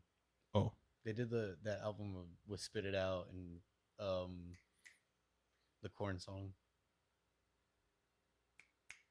which corn song? Freak on a Leash? No, Blind? no. Coming Undone? Oh my god. It's on there. They released an album with a bunch of covers. There's Yeah. Slipknot, there's Linkin Park, there's Limp Bizkit, there's Korn, there's System of a Down, there's everyone on that album. Okay. I can't remember which fucking Korn song it was. But yes, Kadinja is what I'm giving you this week. So, 2 songs. I will pick. So they're from France. Okay. I don't know if this name means anything. The video is them inside of a coffee cup Okay. and like shredding on like mountains, and it zooms out and they're on a sugar cube. That's trippy. So the name of the song is Henry Call Mash Yes. Henry Call Mash? Mash Yes. Yes. I don't know what the fuck it means, but I know the song is incredible. Okay. So they're very progressive metalcore, very gent, fucking groovy rhythms, insane guitarist, insane singer, drummer, stupid fucking good drummer. So I give you that one, and I will give you pick a number 1 through 3. Give me the tray. All right, I will give you Veronique. Veronique. IQUE. Oh, I put IK. Veronique. I get it. That is from not the latest album with the covers, but the one before that. Super 90 is what it's called. That's the name of the album? Yes. Okay, so these are both Contingent songs. Yes. Okay, got it. What do I want you to listen to? The thing is a lot of the new shit that I listen to is so much in like, Our same. yeah, and it's a lot of it's because of the way that Tre has influenced my musical interest in the last 10 or so It years. doesn't have to be new shit that you listen to. You think you're better than me? Don't answer that. Yeah, bro. I just God. whooped your ass at pool twice. I let him win because he has these short little fucking sticks, and they. So what I'm hearing is I'm more versatile than you. What I'm hearing is I can adapt. I'm looking for songs. So there is a band, and I don't know. I just want you to maybe like do a comparison. They're called Diecast. Have you ever? They're from like a Hot Wheel? yes, Sick. Diecast, and they had an album in 2004 called "Tearing Down Your Blue Skies," and it's Oh man, what? bro, What? I have a fucking bar. I have a line. It says the stars align for you, but I'm tearing down the sky. That's fine. Nah. That shit's hard as fuck. This was 2004. We didn't know I any gotta better. change it now. I gotta change it. Okay, go on. And well, I want you to check out. It's called Fire Damage. It's fire/damage. Okay. And then Like Charizard. exactly like Charizard. And then their other song, I think it's Savior. I'm gonna double check that one. I mean, it is Savior. I don't know if Savior is the song that I'm thinking of. Okay. So check those out. And I'm not gonna say too much, but just to kind of build off all the Killswitch stuff that we were talking about, it's interesting to hear other bands that were around at that time, because Killswitch is the kind of mainstay for that time period and post. There was a lot of other bands, obviously, that were doing similar things. So just want to know what you think about them. Okay. Because it'll be interesting. Diecast, yeah. Cool. But yeah, is that it? Oh no, what else? There was another. We got two more. What's We been stuck in my head, Yeah. That's not from anything that we just listened to. dude? What song was I singing the other day? Do you have one? So I remembered what song reminded me of the song that was stuck in my head last week. God damn it! I remembered the song that reminded me of Torn by Natalie Imbruglia, Mm-hmm. and it is called Justified by Casey Musgraves. Okay. I don't know anything about this girl, but apparently she's a country singer. Mm-hmm. I had no idea. But now that I listened to the song again, now that I remember what it's called, I'm like, yeah, she's definitely a fucking country singer because you can hear it in her voice and it bothers me. But the production on this song is amazing. It's definitely a pop song. She's definitely like, I don't know if I don't fucking know anything about her, so I'm not even gonna say like she's going the pop route. Oh my god. Mm-hmm. But it's definitely a pop song with a country singer. Yeah. You can't hear, it's not blatantly obvious, but now that I told you that she's a country singer, you'll hear it. I'm gonna look up. Do you know when it was released? This year. The Justified was? Yes. Oh, okay. Cool. Very good song. Very well done. Very good. Very well produced. Yeah, and I was asking what year because like there was and obviously it's still today, but like Taylor Swift kind of was country and started using that to go into other things. So I think whenever an artist kind of transcends that genre, they start to do things like this, which I don't know anything about this woman either, but because country it's hard to be versatile outside of country, like while still playing country music. Does that make sense? Like you can't flex all of the other things. So maybe that's what she's doing here. Maybe not. I don't know shit. No, that shit sounds, the production on it is stupid. Very good. For context, I kind of speak on production a lot. My magnum opus, I used to make beats. I semi recently discovered that one of my old beats that I uploaded on YouTube has 13,000 views. Jesus, Dude, what the fuck? that's pretty. Yeah, that's impressive. You know what's bullshit? It's Is your I least made favorite. that beat. I had a little netbook. Mm-hmm. I made that beat. I started making that beat in 4th period, and I finished it in 7th period. What year was that? Probably that junior year. So you just made it, just like Yeah. dicking around at school. Yeah. Fuck. Inside my backpack, I would flip it up and like fuck with it inside my backpack. 13,000. 13,000. That's big. I mean, that's a lot of fucking people, bro. That's like 1,000 views a year. If that was there's another one that has like 2,000 and 5,000. I'm like, what the fuck? Like, this is insane. That's a lot of people. Yeah. Like, I think about like, so I work at a grocery store. I work at HEB, and our customer count is like 4,500 a day. That's a lot of fucking people.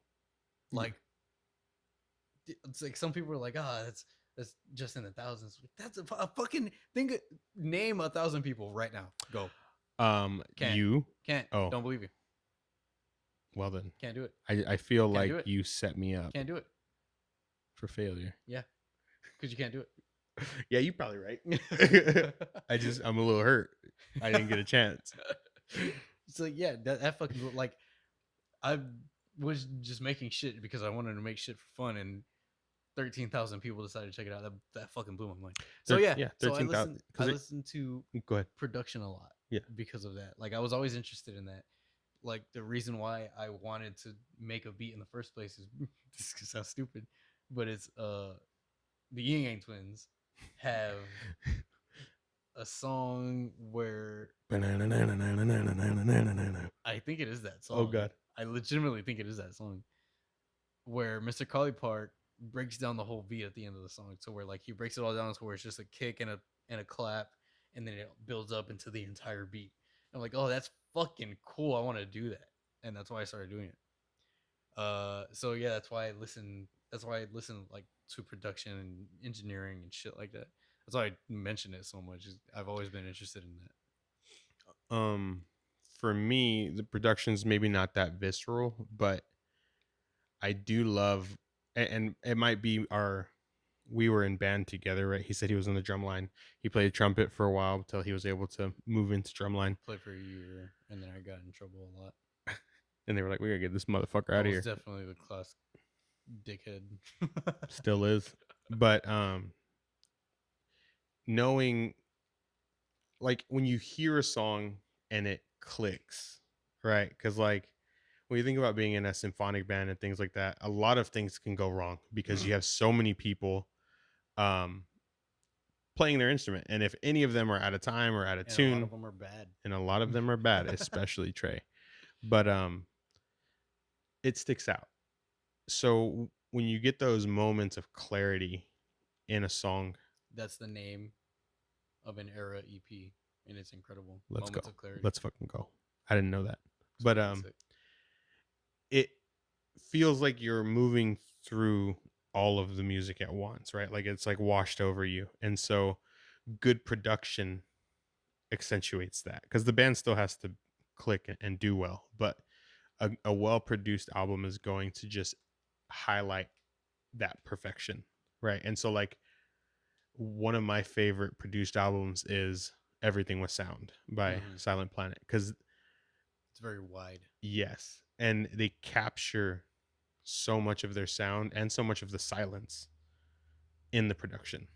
And so I'll reference that, because if something, like I said, if something doesn't have a lot of low end, or if you lose the vocals in between the guitars and the bass, like things like that, it takes away from how it feels. And a lot of times those bands sound better live because they haven't captured that sound on, in audio format. The song that has been stuck in my head is Outnumbered by Devil Wears Prada. It's on the Zombie EP. The intro just is, it's just a basic kind of rhythm, but I'll walk through the fucking hallway singing that shit to myself like an idiot. And also, is it the end of Exit Exist? Is that the end where it's like or is that Behold the Crown? That's the album before. No. Yeah. Yes, that we got it. We understood. I'm trying to think. Is it Behold the Crown? Behold the Crown. Oh my god. It might be. I don't know. But For some reason it's coming up as from the album before, but I might be lying. It might be off Dig whoa. Deep. What's the ending to um Lost what, in Static. Is it not? oh yes, so then that's the song I'm thinking of. Yes. Yeah, fuck you. Because then there's the other breakdown that I also get stuck in my head, and I think it's Exit Exist. But anyway, those, because they're super like, I mean, it's a breakdown, but it kind of repeats itself a few times. I can just like walk through just like looping that shit in my head. Not go before that, not go after, just fucking same few bars over and over again. Yeah, they're After the Burial is great for that shit. Yeah, sick ass band. Definitely listen to all of their shit. It's all fantastic. Yeah, it really is so good. All right. Last song you listened to more than once, back to back. It wasn't what we listened to today. Right. I'm trying to think, because a lot of the music that I listened to this week was this music. Okay, well then which one off of this one? Then Fly As Me. Yeah, for sure. And the drummer in that fucking shit. Fucking hard. Fly As Me, and then I think Bowser's Castle, where the it's good, so good. Yeah, Bowser's Castle, Fly As Me were the most repeated. Okay.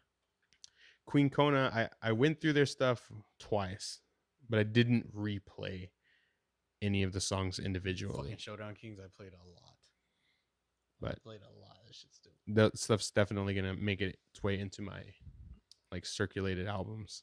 I went through Periphery's albums, and I picked Juggernaut, and I was listening to Juggernaut. I was like, let it play through, and then whenever I'm not gonna say Stranger Things because that's an obvious pick because that song's a fucking masterpiece. So I will say that I listened to 22 Faces like 3 times back to back, and Spencer, the vocalist, the singer, fucking just goes off on that entire song. And I remember I told Marcus one time, like, this song would probably be fucking hard as fuck to sing. He's like, nah, it can't be that bad. I was like, what the fuck are you talking about? And then like he texted me back later that night. It was like 11:30. He was like, 22 Faces is hard as fuck. I was like, I told you, bitch. What are you're fucking stupid if you think that's easy. Yeah, that 22 Faces went through a lot. Dope. I'll check it out 4 times. Non-heavy artists you listen to. Man, I don't know if I did. If you don't have one, then you don't have one. Yeah, I don't think I did. Silk Sonic, I mean, I listened to that I think 3 or 4 times total, and that was most of my non-heavy. What did you do? Definitely. Oh yeah, I went through Random Access Memories because I got those headphones, and those headphones are sick. And I went through Random Access Memories, and I listened to that whole album, and it's fucking they're fucking, man. Why did they waited like, man? They waited like 8 years, 7 years after they fucking released the album to be like, hey, yeah, we're done. We're like, everybody's like, oh, there has to be something coming out soon. They have to go doing a live tour. Like, they have to do something, and they're like, hey, nah, that's it. That's crazy. I got goosebumps right now saying that. I was sad as fuck. I think my wallpaper is still Daft Punk. I mean, again, they're staples in their respective. They've been there forever. So I've listened to them forever. Are they going to produce or anything, or they're like done? Like, I mean, you know, one of them blew up. So yeah, if you watch the video, oh yeah, he like explodes. I remember. So he's probably done. He's probably done. That's crazy. Yeah. But yeah, Daft Punk's always really good. And especially if you have those headphones, because it's like they are musical geniuses. For real. So Legitimately. there's things that they do that are almost like Easter eggs. Like, like they lay things down. It's like, oh, if you hear this, you hear this. If not, we know it's there and we Mhm. we enjoy it. So it's like, More for us than you. yeah. So I'd love to hear some of that stuff in more depth. But yeah. Yeah. Is there any other? I think that's it. We'll be on the lookout for the release thread on Reddit on Thursday. That's where we get all of our shit from, as we said, on the metalcore subreddit. Um, since we have a name, we now have pages. Yes. We throw a video version of this shit up on YouTube. I will just try to be. I'm not good at social media at all, but I will try to be more active on Instagram at BoomBox BreakDown Pod, POD, because somebody already has BoomBox Breakdown. It would have been cool. It would have been cool. And I Yeah. thought about putting like a period in the middle, but I'm like, I feel like I just got to make it as simple as I can. So, Yeah. BoomBox Breakdown Pod. Not, what did you call it? Not Beatbox Breakdown, you Yeah. fucking dipshit. It's a lot of bees. Boom. That's two bees. BoomBox Oh, wait. Breakdown Pod on Yes. Instagram. Um, Dope. yeah, I'll be trying to throw shit up in there, like a little bit of a recap, maybe some clips, some stupid shit that we said, or something like that. Or maybe even us, like, maybe just like snippets of songs that we like, because Yeah, right. A little update or something like that. Something that we feel is worth your time to check out. with this, with copyright laws and stuff, we don't want to literally infringe on things. So we don't have a way right now even to play snippets of the stuff. Mm-hmm. And there's certain I'm still things. doing this shit off my phone. Yeah. And so like Editing and everything. for the foreseeable future, like it's working. And so we don't really plan on changing this until it maybe gets to a point where it needs to change.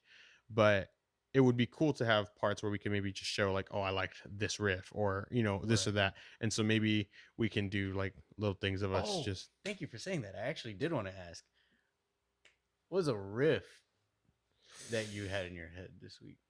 oh fuck. We're gonna do this. It's the fucking zombie EP riff. It's the one from Outnumbered. I think it's Outnumbered. It Oh. just comes out. It's just like I don't even want to do it anymore. But it's just the intro riff. I'm not gonna do it now because I don't even want to see how my face looked on this shit. Oh man! I just talked about putting clips up on the fucking Instagram page. It's just going up on there. I fucking almost went in on that.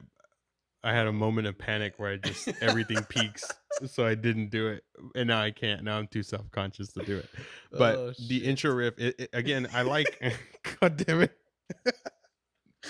The intro riff is again, it's super easy to like hum and to sing, and it fucking rips. The zombie EP is the work that got me into Prada, because prior to that I fucking did not like them. So all of those fucking licks, like the intro to Anatomy is sick. It starts off with the chainsaw and then it's all and I'm just already fucking just punching wherever I am. So but Outnumbered is the one that was stuck in my head. All right, cool. What was yours?